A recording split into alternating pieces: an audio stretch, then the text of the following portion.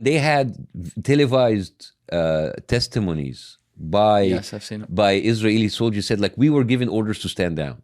It's great. And all of that is discussed freely in the Israeli media. I have not seen a single coverage of that in American media. They're covering for them. They're covering. This is the ultimate bro code. They are covering from the Israelis more than they're covering from themselves.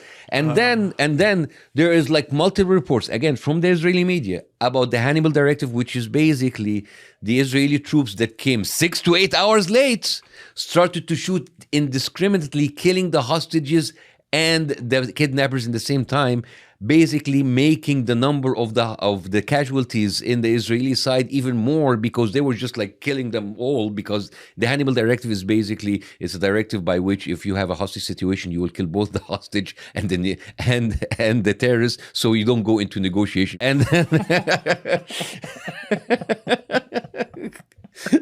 and the crazy thing is everything that I told you now, I got it from reading the Israeli media. Can you imagine? The Israeli media is more honest about their brutality more than the American media who's covering up for their bros in Israel. It's just like, it's crazy, man.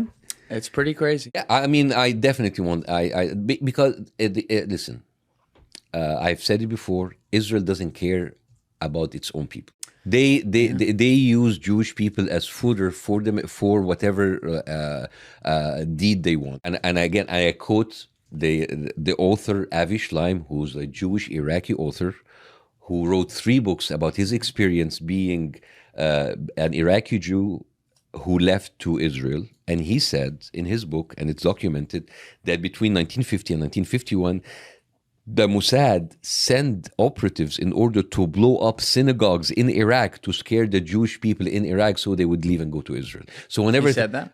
Oh yeah, it's written that.